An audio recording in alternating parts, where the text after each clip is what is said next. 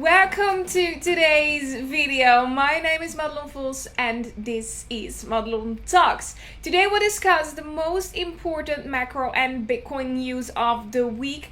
We will start by talking about the Bitcoin 2021 conference of the year. This conference has been discussed many times. Some of them were positive discussions, others were kind of negative, but I will give you my main takeaways on the main, or at least the best keynotes that we saw, and we will discuss what the effects of these keynotes, or at least of their vision on Bitcoin, will be in the near future. We will also dive deeper into the latest news on Bitcoin and some macro stuff, and in the end of this video we will take a look at the price, because currently we are in a very important phase when it comes to the price of Bitcoin, but we will discuss this in the end of the video. For now, I'm going to put myself in the right corner of this video, and if you haven't subscribed to this channel yet, make sure to do so. Just click the red button down below and make sure to ring the bell so you get notified when there's a new video online. For now, we're going to start with Bitcoin Miami 2021. I was one of the lucky ones to attend at this conference, and I must say, in the beginning, I was really excited, and there were a lot of people. A lot of people were trying to get into the conference. We had the media pass, so we were kind of lucky we could skip the line, but some of those waiting had to wait for over 3 hours to get in. But there were some interesting keynotes, and I would like to start with the most important keynote, and I think it was probably one of the best keynotes on the whole event, the keynote from Jack Mallers. And you probably know Jack Mallers from Strike, and he's quite young still, but he visited El Salvador, and in his keynote he started by telling some macro stuff, the stuff I like, about inflation, hyperinflation, about the Fed printing a lot of money, and then he finally came to the story of El Salvador, talking about the people there using Bitcoin. And then one day the president of El Salvador called Jack, and he was really nervous, and we see Jack standing on stage, and he seems kind of nervous. You feel that the audience is looking at him, and we are waiting for the big announcement, because all of the crypto guys that were in El Salvador, for example, Peter McCormick was there, and we saw Pompliano twittering, there is a big announcement that's coming from Jack Mallers, so be prepared. And then the announcement came, and the president of El Salvador said, next week I will send to Congress a bill that will make Bitcoin a legal tender, and they will put Bitcoin on their reserves as well. This is the first country to put Bitcoin on their reserves, and to me this is a really important thing. This is one of the most important things for Bitcoin, and he said this is a small step for Bitcoin, but a big step for mankind, almost like the moon landing. And he's right. For Bitcoin, this is just a small step, but this can make a difference for these countries who are currently having such an unprecedented hyperinflationary scenario. And everyone in the audience was so enthusiastic about what happened and what he was telling. And of course, for us Europeans, he was crying at stage and he couldn't stop crying, and we in Europe are like, oh man. But this was a really American way. Keep in mind that Jack is a really good marketeer, and it was on the edge of maybe a bit too much, or it's still kind of, he's quite young, so it's still kind of cute as well. I mean, but okay, that was the most important keynote. And after that there was a lot of discussion, because people on Twitter said, it's freaking El Salvador, what does this mean? It doesn't mean shit. And then we had Caitlin Long, and Caitlin Long is the Bitcoin mom from Wyoming, who started a bank which is not related to fractional reserve banking. And of course she's really enthusiastic about Bitcoin, but she's also giving us some extra information about what this means for Bitcoin users, for Bitcoin worldwide, and not only for El Salvador or their people. So she posted a thread on Twitter and she said, if this becomes a law, because this is still an if, the bill has to pass. But if this becomes a law, it would have many secondary effects. Steel yourself, because a big fight is probably coming though. So why is there a big fight coming? And of course, she's congratulating Jack Mallers, the president of El Salvador as well, Blockstream, for pulling this off. And she's saying this is really big. And if Caitlin Long says this is really big, it must be really big. So what's happening in Wyoming? They tried to make Bitcoin a legal tender, but that didn't work. Some people on Twitter were saying as well that in 2016, China said that Bitcoin was a legal tender, but that didn't become true. In China, they made it more like property and not like a legal tender. So what does this mean for the law from the US? So this means that if El Salvador actually goes ahead, if, it's still an if, and it recognizes Bitcoin as a legal tender, Bitcoin then becomes money under a certain law. And yep, if El Salvador does pass legislation to recognize Bitcoin as a legal tender, BTC will become money. And money means a medium of exchange currently authorized or adopted by domestic or foreign governments. So this means Bitcoin will gain special status in the banking system globally. Banks would likely treat it as any other foreign currency. Bitcoin may get backdoor favorable treatment under bank capital requirements Basel III. So the knock-on effect of El Salvador announcements is that other countries may follow. One likely candidate has always been Russia. We just heard Russia, some CEO or some CEO of a big bank saying that they don't like Bitcoin, but one candidate has been Russia, which has been graduating de-dollarizing since before 2008. However, this plays out. It's an historical day. Yesterday was an historical day for Bitcoin, and it advances adoption no matter how it plays out. Wonderful for all involved, and she's saying congrats to everyone, most especially to the people from El Salvador.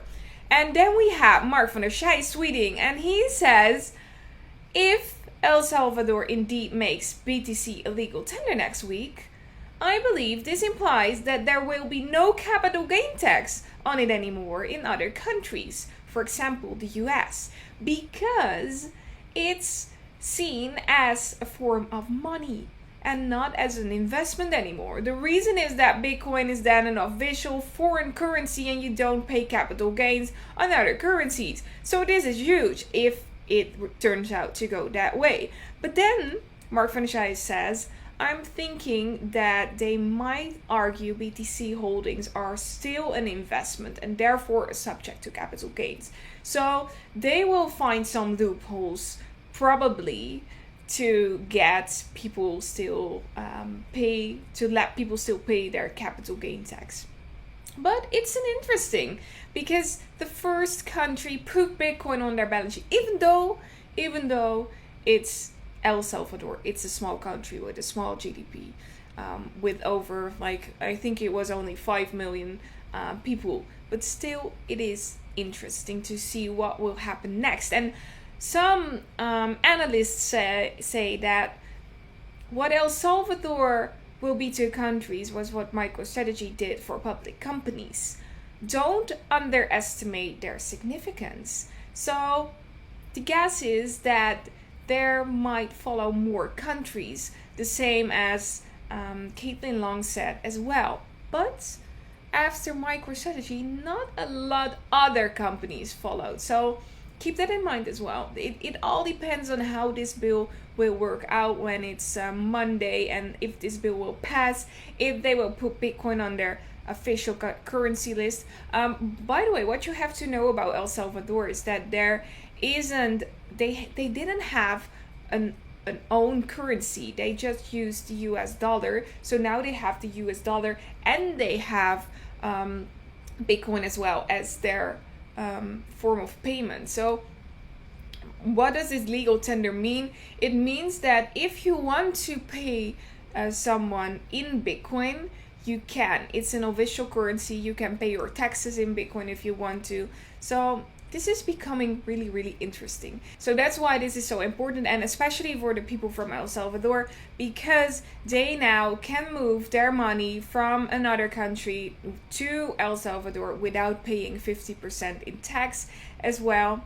So keep that in mind when arguing about this subject. So I would really recommend to watch the keynote of Jack Mallers to get your own opinion about what has happened or what's going to happen. What I also want to mention is that Venezuela has the third highest Bitcoin adoption in the world, as people increasingly use to migrate the country's economic instability. Here is the amount, take a look at the picture, here's the amount of Venezuelan currency needed to buy this single pastry throughout the last year. So this is what inflation did with the currency. Inflation wrecks currencies. And this is just what one pastry costs. And I wanted to show you because on the conference, or in the conference area, there was a very big bin located with a lot of trash, and the trash was this. And I kept it as a souvenir just to remind me of what could happen to a currency. And this is why we need Bitcoin. It's because we see that there is a lot of inflation happening right now, and there are a lot of countries that are having hyperinflation. For example, Venezuela, Argentina, probably Colombia as well, a lot of South American companies, but there will also be like Iran, Turkey with the lira. We see it everywhere. And keep in mind that this probably not in the same proportion, but this happens to your money as well, and you want to remain your purchasing power. Okay, enough about this keynote. Then we go back to the keynote of Jack Dorsey, and this was on the first day of the conference, and to me this was really heavy because Jack Dorsey was coming into the room and we felt that the audience wasn't very happy to see him.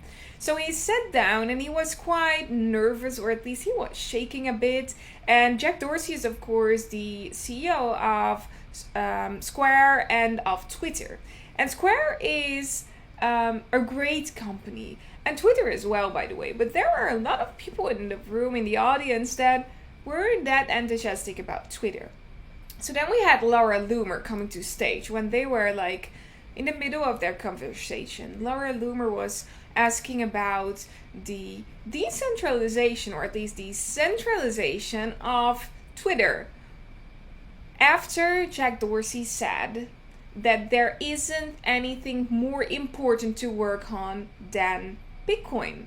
And he said, if I didn't have my companies, I of course would work on Bitcoin. But he thinks that with his companies, he can help Bitcoin grow more. So that's why he's still working on his companies. But you felt that he wasn't, everyone in the room felt that he wasn't very comfortable talking about Twitter being centralized. And Laura Loomer was talking during this interview session, and everyone was a bit annoyed by her. I think she's going to do a podcast with Peter McCormack as well. But she was right in the core of her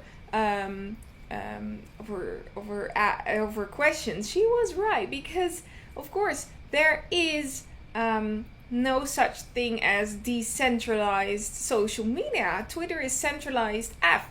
And yeah, it's not how it should go. And in the end, you saw that he was getting like he didn't felt really really great, but they spoke about it, and I really believe that Jack Dorsey wants a better future for Twitter as well, but he wants to improve Bitcoin. That's what he does with his companies, and so he wants to be an accelerator, but he didn't feel good about Twitter. And in the end, after his keynote, he posted on Twitter a tweet on which he said, "I get it and I appreciate it." So he got it, even though people were like booing to him. And so he got what the audience wanted to tell to him. And I think that he will find a way to improve what has to be improved.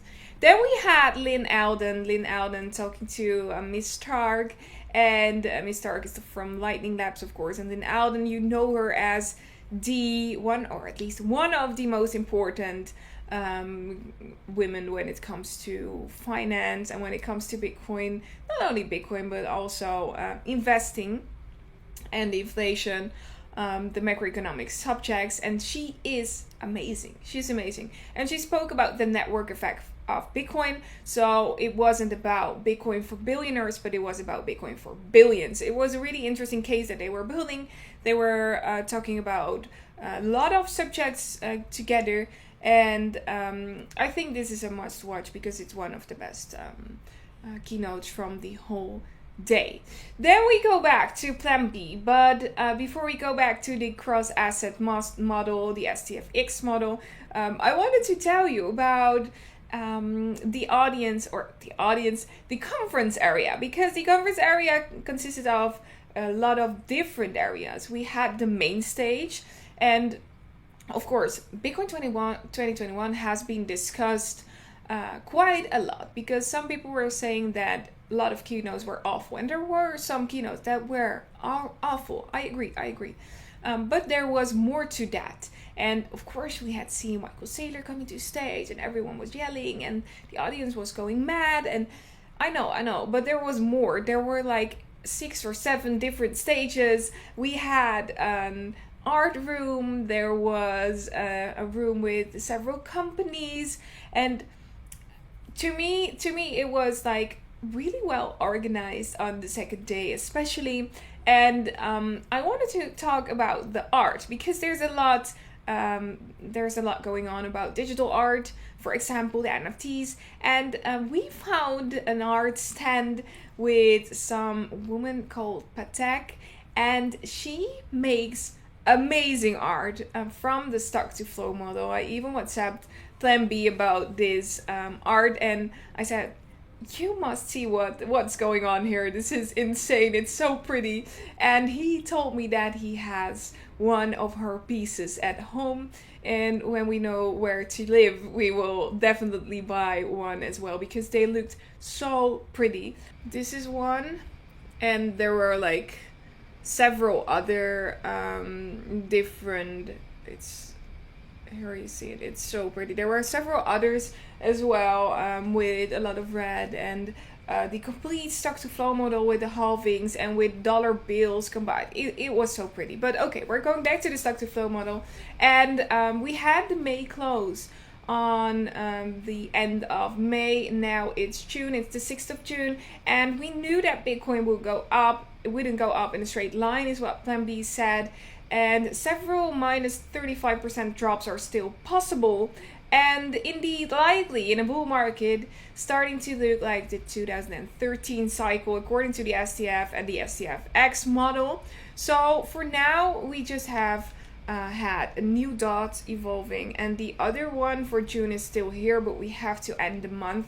But Plan B isn't really negative about what the model looks like. It just looks like 2013. We have seen it, and after 2013 it took on to 3 months before the price hit a new all-time high, and then in 2 months it hit like an insane price. And in 2000, if this happens as well, we have June, July, and then September, and after September then the price will go up again if we follow the 2013 phase. Then we had Plan B retweeting this tweet of Jeff Dorman. Jeff Dorman is tweeting about institutional interest from digital assets. and this can be seen in the first 10-day return of each month. Largest token from each sector as a proxy.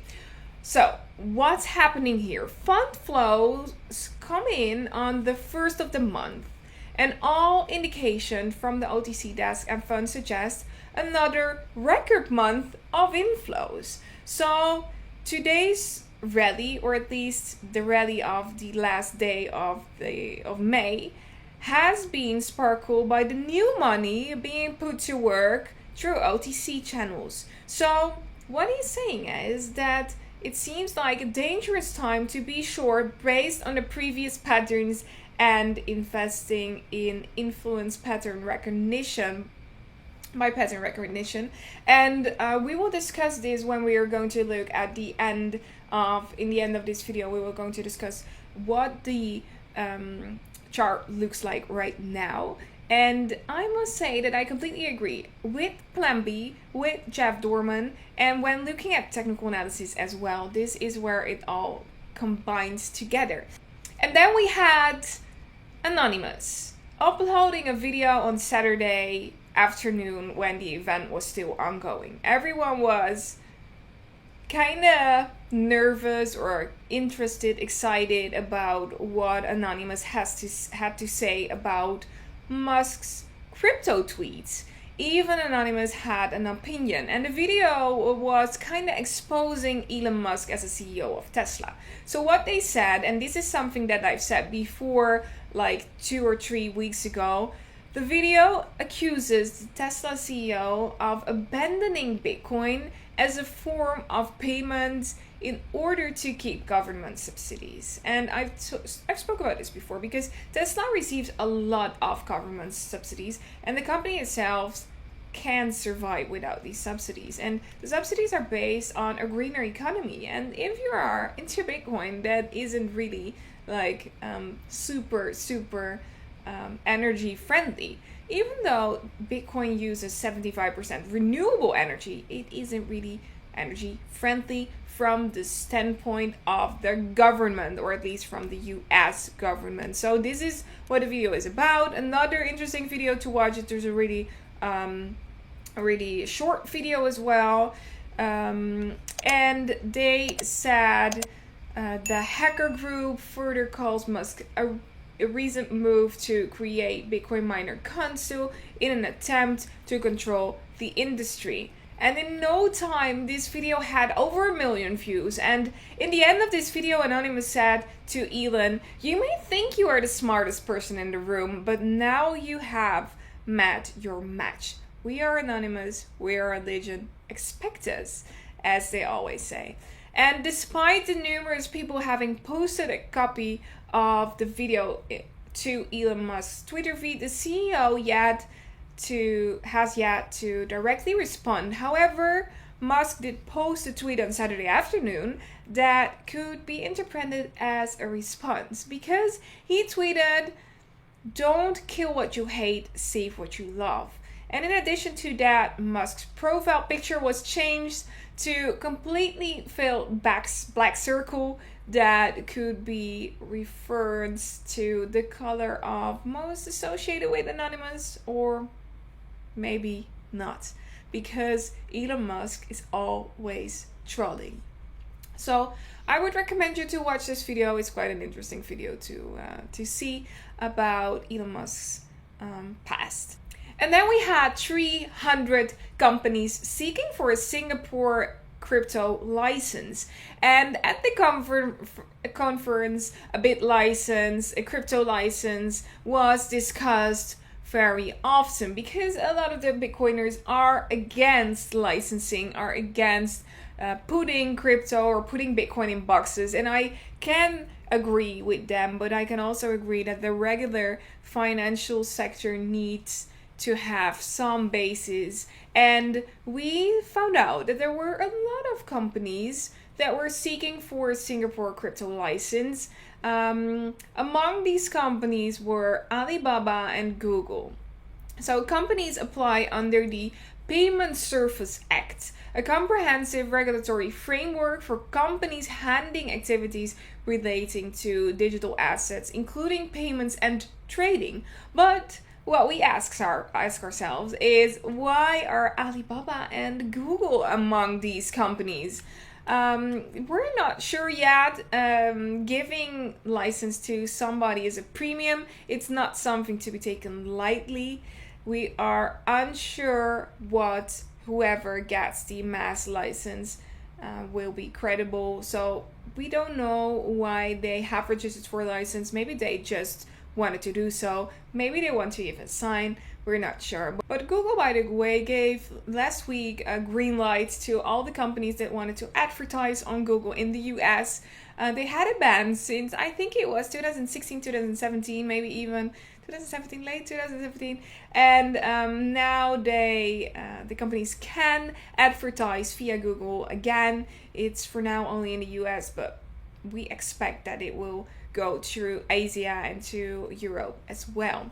Then we had GBTC having the premium still negative. We are in a very interesting phase when it comes to Bitcoin, and there is a big price move expected of at least $10,000. I will show it to you when we are going to look at the Bitcoin USD chart. We'll do it by the end of this video. It's going to take a couple of minutes more, but we are seeing something that's interesting. The GBTC premium stays negative for over 3 months as it holds decline gradually, while Bitcoin price suggests around the 37,000 mark. So what's going on here? I will show you in this chart. Here we see the chart. This is the Grayscale premium on the normal price of Bitcoin. So the premium is now a minus, I think it is minus 12.5% or so. And why is the premium lower than the actual price of Bitcoin? This means that there is not enough demand. I think it's demand. I don't know.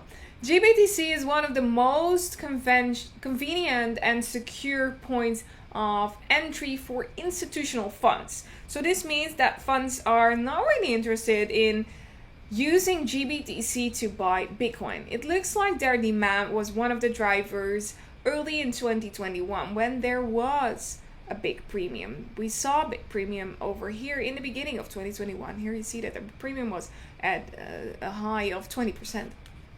So, but it slowed down, and we no longer hear her new entities claiming that they have decided to diversify and are trying to hold blockchain assets.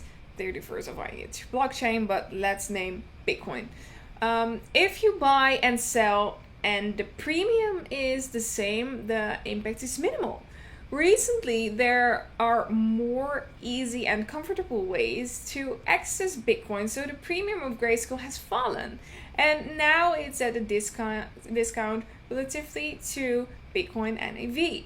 So the interest for GBTC has fallen, and this could have something to do with the other routes that you can take if you want to get Bitcoin as an institutional investor. You can use a fund in Canada now. There is one in Europe. So it's spreading more. You can get easy access to Bitcoin. For example, the ETFs and the ETNs. So this doesn't only have something to do with demand and supply, because it also has to do something with the competitors and how easy it is to get Bitcoin via other ways, or maybe even the real Bitcoin accessing it themselves as institutions want to own Bitcoin instead of owning it via another party.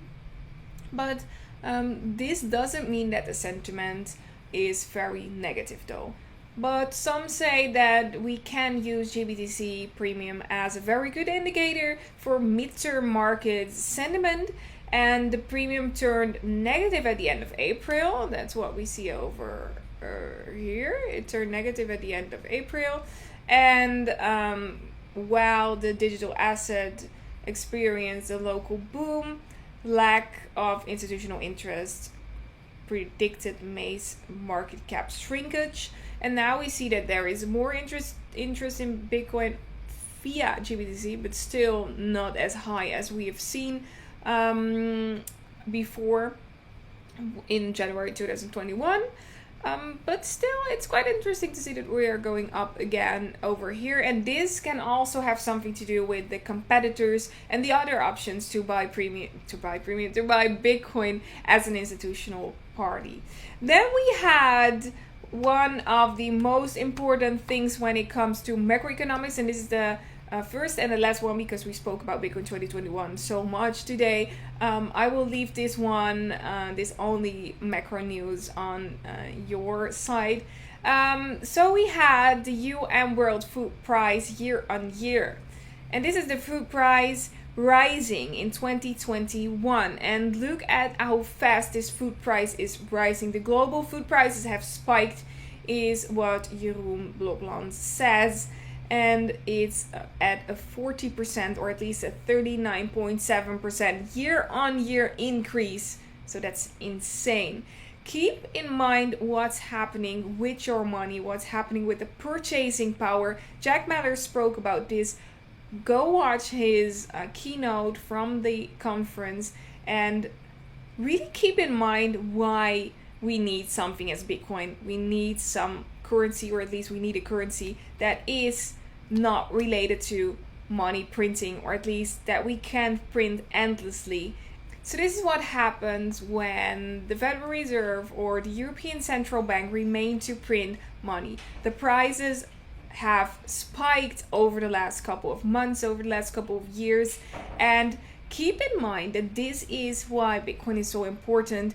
We are not only experiencing hyperinflationary things, or at least inflationary things, in El Salvador or in Venezuela or in Argentina or in Iran. We are seeing it ourselves as well. We see it in Holland as well. We see it in Mexico as well. So keep in mind that this is everywhere. Inflation is everywhere, and your purchasing power is going down every month, every day. So that's why this is really important. We will discuss the macro news next week again, and for now we're going to take a look at the chart of Bitcoin. I will start by looking at the 4-hour chart.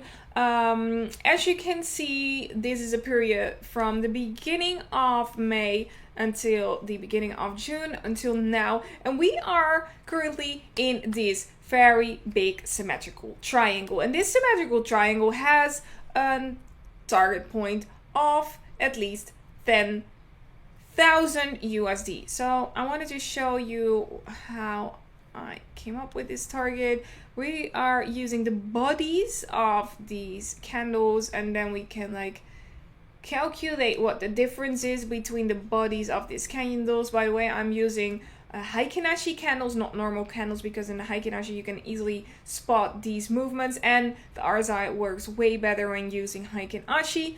Then we had this rising wedge, price went down again, and now we're in this some sort of, I don't even know what this looks like, but it's more like a downward trend, and we are waiting for the big breakout. It can take more than a week from now until the 15th of June. Usually we break out right before we end up here, so we're probably gonna break out earlier, and then we are waiting, or at least then we need to wait for the spike and for the confirmation. So what's the confirmation? We want to break out downward, preferably upwards, of this symmetrical triangle. If we break out, we usually go until, let's say, the last resistance. Then we go back and test the old resistance over here as a new support line. If we tested the new support line, then we can finally move out upward again. And for now, we just have to wait what way this breakout will be. So if we break out downward, then we have like a 25k target point. If we break out upward, we have 47, 48, maybe even maybe a bit lower, I don't know. Yeah, it's 47 target point. And for now, we just have to watch, we just have to wait. There is nothing more to say. We're gonna break out, and this is gonna be a huge move. We know this for sure. and maybe we have to wait until Monday starts again, maybe even to Tuesday, or maybe it's gonna happen the end of this week. We don't know yet, but this is gonna be a very big move, and it probably isn't going like vertical this way, but we will do this in several moves upward, or we do it in several moves downward. If we go downward, then it will go quite fast. In my experience, downward moves are always way harder than upward moves, way faster than upward moves. So keep this in mind. We are going to wait for the higher volume on the breakout, then the breakout will be confirmed, and right now we currently have to wait to see what the big move will be. Oh, and by the way, before we end this video, I've had a lot of questions from you about doing technical analysis, about doing trading, and using the best exchange for buying Bitcoin or selling Bitcoin, or even do margin trading, leverage trading. If you want to do so, make sure to only do this when you have experience in doing technical analysis. So if you want to know more about that, I have some recommended platforms down below in this link. You can use this link if you want to. We've got some discounts as well, so make sure to use them.